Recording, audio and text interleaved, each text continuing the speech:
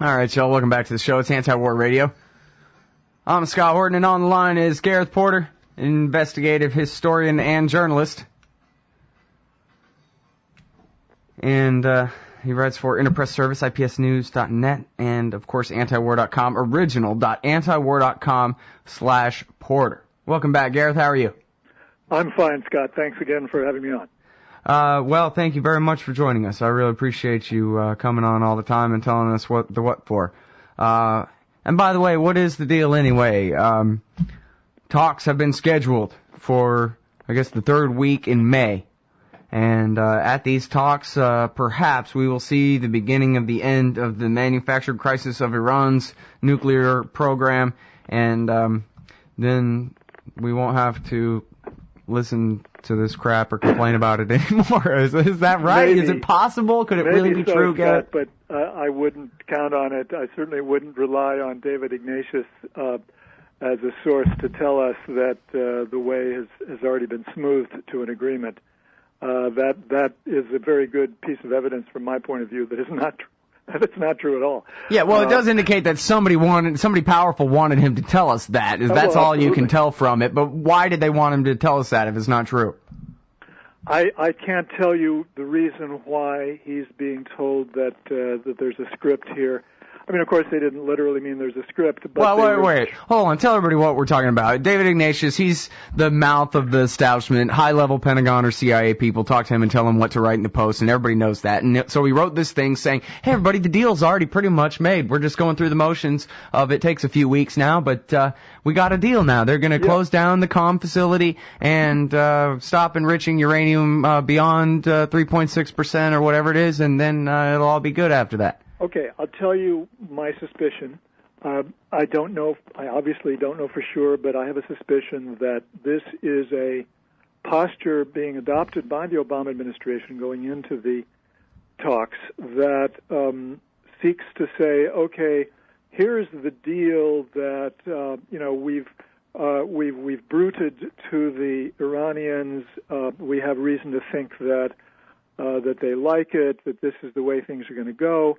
And then, of course, if the Iranians say no, they will say, well, this is like a repeat of 2009 when the Iranians basically reneged. I mean, they actually made the claim, not officially, of course, but through leaks to the media in 2009, that the Iranians reneged on an agreement to the proposal that came from the IAEA, from El-Baradei, but which in fact came from Gary Seymour and the White House, to ship like 3/4 of their low-enriched uranium out of the country in return for the fuel rods for the Tehran research reactor, and that wasn't true. I mean, the Iranians never agreed to it. They said, "Yeah, we'll look at it. We'll think about it, but we may want to make some changes." And so I think that it's possible that this is posturing for that purpose, to be able to say, this is the way things should have gone. The Iranians, let us know they were ready to go with this, and then they've changed their mind. They've reneged.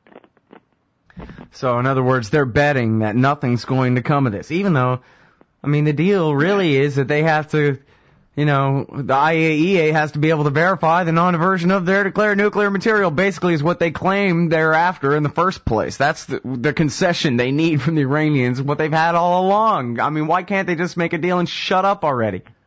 They should be able to make a deal and shut up already. And, the answer to your question is really very important. Why is it that the United States has so much trouble coming up with or basically being willing to reach an agreement with Iran that is a mutual agreement that respects the fundamental interests of both sides? And I've been working on a piece that I hope to get published very soon at Al Jazeera English, which outlines the basic negotiating diplomatic strategy of the Iranians over the last decade, basically, with regard to negotiations with the United States. And the basic Iranian strategy is to accumulate as many negotiating chips as possible, whether it's basically low-enriched uranium accumulated, or influence in Iraq or Afghanistan or whatever that they think the United States needs to help stabilize things, whatever they feel they can get the United States to give something in return for, the Iranians want to accumulate. But the purpose of it is to get an agreement that will essentially end the official hostility of the United States toward Iran, both the economic sanctions, which have been accumulating, of course, since 1995 in particular, as well as essentially the terrorist state designation, which the United States has insisted on maintaining all these years. That is the objective, and that's a perfectly reasonable position for Iran, or a set of interests for the United States to basically acknowledge and to act on.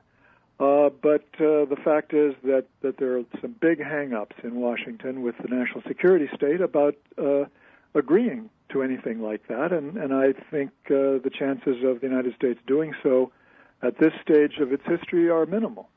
And so I think that there's a big problem here that we have that leaves these sorts of step-by-step piecemeal kinds of agreements, which are it's not impossible, but it seems to me it's very tricky to get one of those piecemeal agreements that both sides can agree to. Because what the United States wants is for the Iranians to give up their negotiating chips in the process of agreeing to one of these step-by-step piecemeal agreements. And the Iranians are not going to do that. They're simply not going to give up their negotiating chips because of what I've described as their fundamental negotiating posture, which is a strategy, which is the only way that a much weaker state like Iran can actually approach this sort of problem. Well, but I guess another leak, was this one Ignatius too?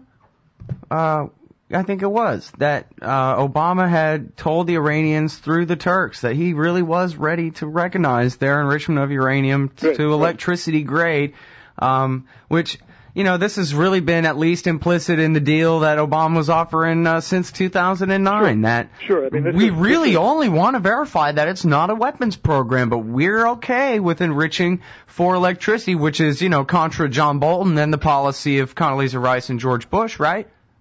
Yeah, that's absolutely right. That is the fundamental interest that's supposedly at stake here for the United States, which is to for the Iranians to be able to demonstrate that they are not interested in nuclear weapons.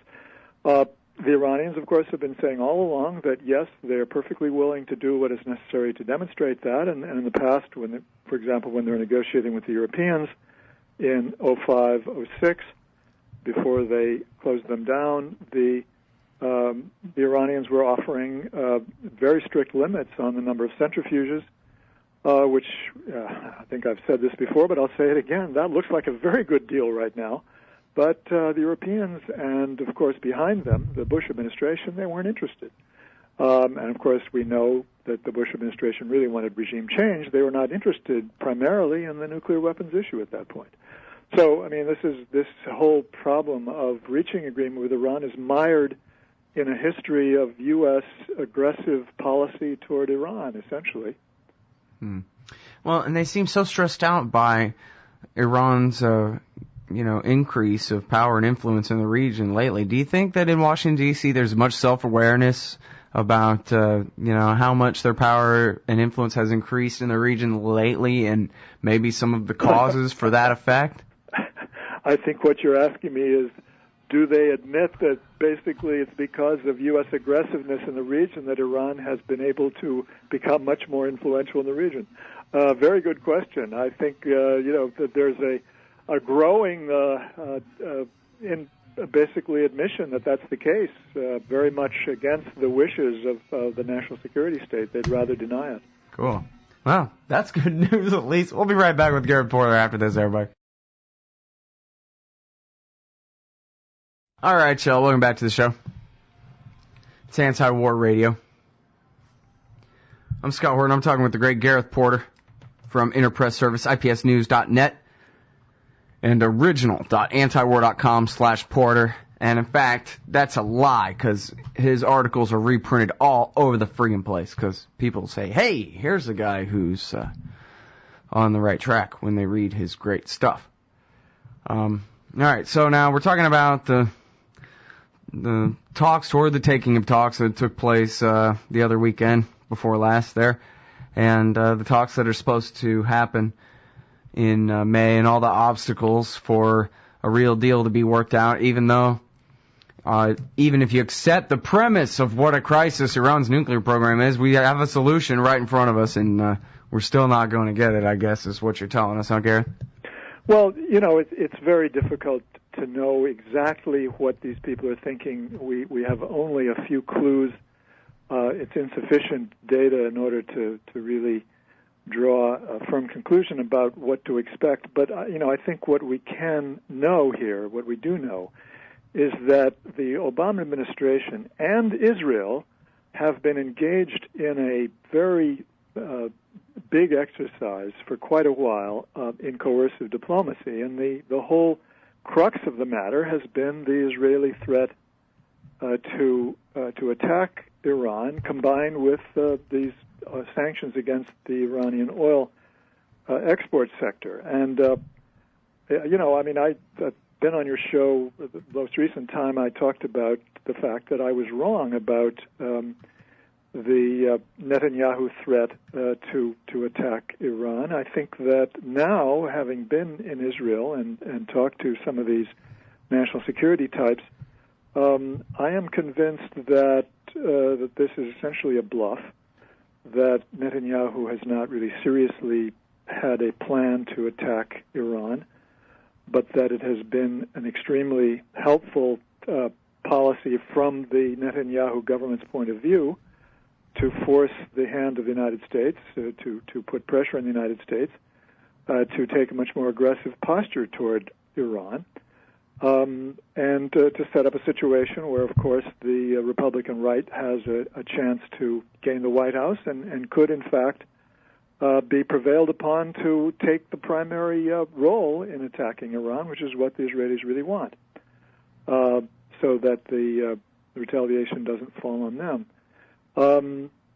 But I think that it's this bluff that is at the center of the Obama administration's strategy for talks with Iran. I think that they feel this is the chance that they have to try to get an agreement from Iran, and they are counting on being able to intimidate the Iranians to soften them up for these talks.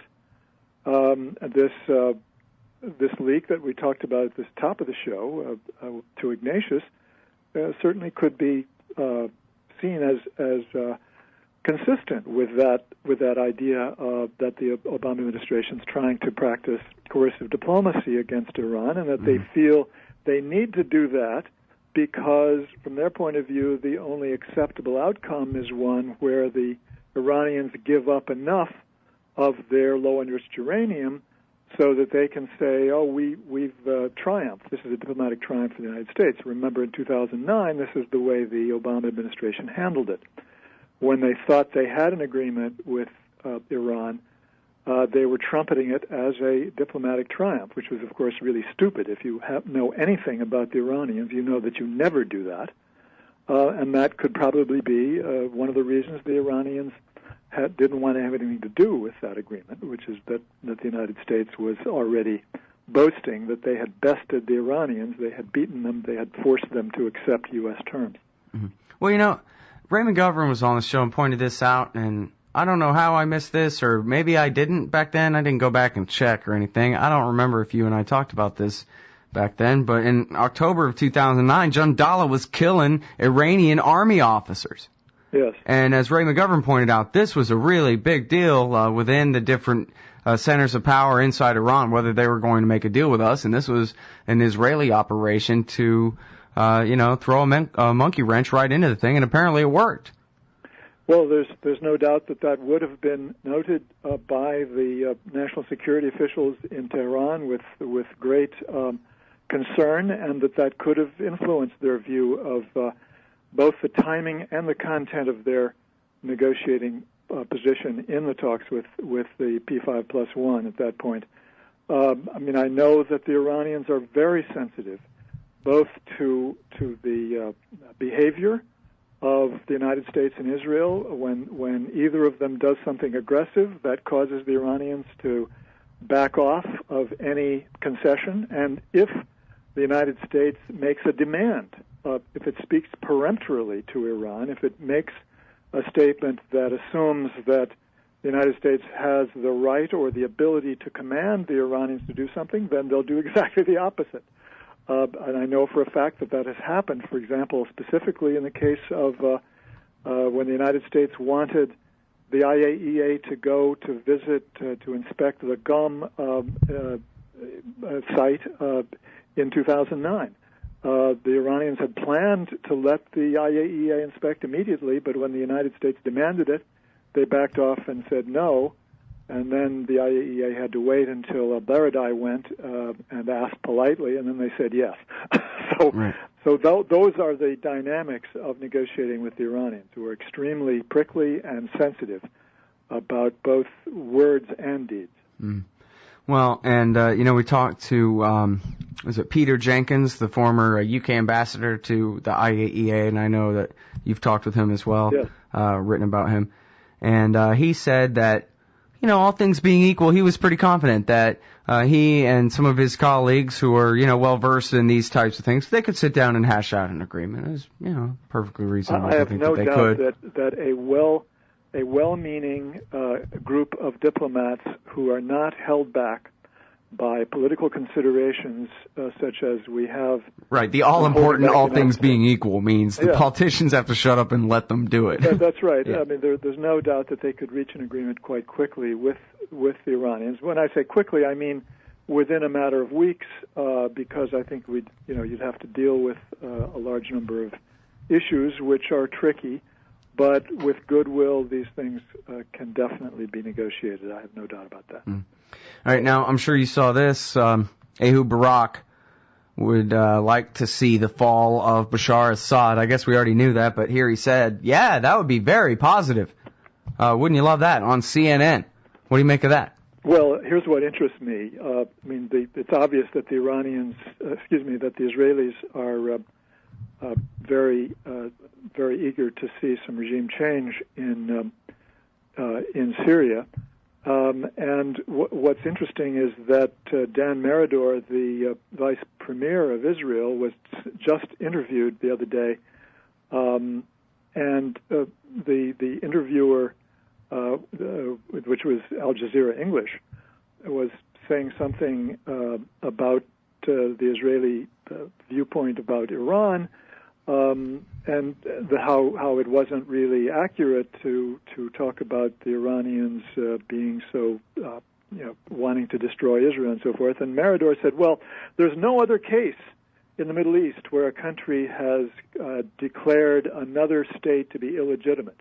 And of course, that's completely untrue, because not just Israel, but other countries as well are openly calling for regime change in Syria. And of course, there's another country in the region where there were calls for regime change all over the place, and that's Libya.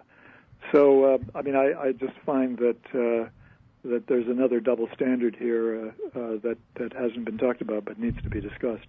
Mm-hmm.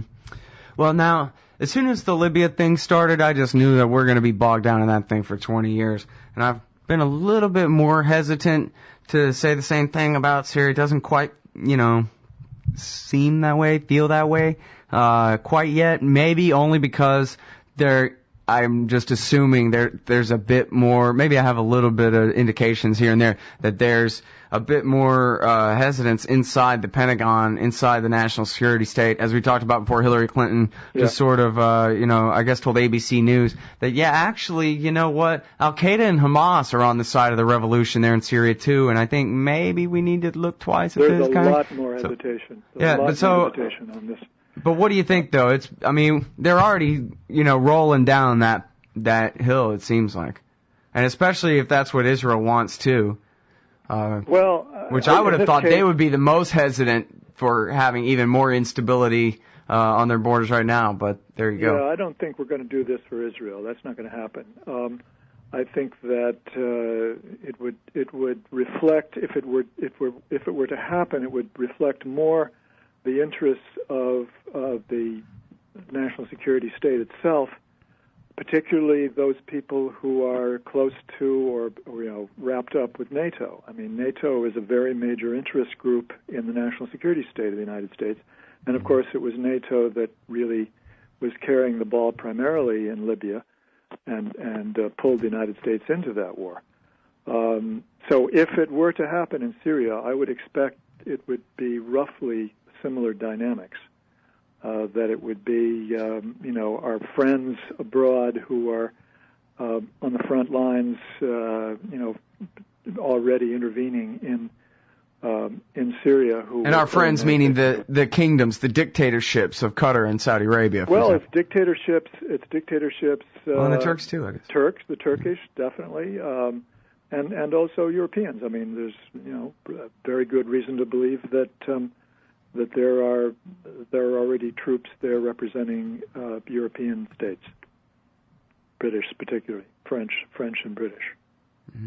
So, I mean, I think that would be the most likely vehicle, but I still think that it's very doubtful that that's going to happen because of the high risk, low reward. I mean, okay, that may be unfair to introduce rational calculation into this, but nevertheless. Yeah, I don't want you to assume too much, but then again, I'm asking you to predict things too, so it's fair to be conservative in your estimations. This is mainly because of the evidence that there has been very strong resistance to the pressures to push the United States into war in Syria. Mm. Well, let's hope it stays that way. All right, now, Zoe's here, and he had a question. We were talking about Afghanistan earlier and the deal that they're working on to stay to 2024. Yes. Which, man, we could have all time machines and flying Corvettes and everything by then if we were wasting all this money occupying Afghanistan, seems to me. But anyway, so Zoe had a question about parallel in a previous American war. If you got 1 minute here, Gareth. Indeed, shoot. Hey, Gareth, obviously the Vietnam War and the Afghan War are not the same thing, lots of differences. But with regard to that story about the U.S. staying in Afghanistan to 2024, I wonder, did back in the day the American forces have some kind of status of forces agreement with the government of South Vietnam, such as it was, to stay until... No, I mean, there's no status of forces agreement. Vietnam. But of course, there's another war and another agreement that are much more parallel and much more relevant here, and that is, of course, the Iraq withdrawal agreement. And I think it is quite apropos because I think we can draw a very firm conclusion from that Iraq agreement that what is happening in the case of the Afghanistan agreement is that the United States was forced by the Afghan government to agree to some terms that they did not want to agree to at all, which would limit, at least apparently limit, the freedom of action of U.S. Special Operations Forces with regard to carrying out night raids. And so the lesson to be learned from the Iraq agreement is that either there is weasel wording in the agreement itself that will allow the special forces to act independently of the Afghan government, or they will simply read it in such a way as to allow them to act without prior approval of specific night raids. We know from Spencer Ackerman's story about this a few days ago, April 9th, I believe it was, that the U.S. military has briefed reporters on the agreement that was reached on the night raids issue, and that, in fact, they believe that they will be able to act independently before they get approval from an Afghan court, or without the approval of an Afghan court. So there's no doubt in my mind that this is an agreement that does not, in fact, control night raids at all. The Afghan government has not gotten control of night raids. That's, of course, not telling you anything you don't already know, but I think it's worth registering here. All right. Well, thank you for answering my question, Gareth. Very informative as always. Yeah, thanks for your time on the show as always, Gareth. Appreciate it. Okay. Thank you, Scott.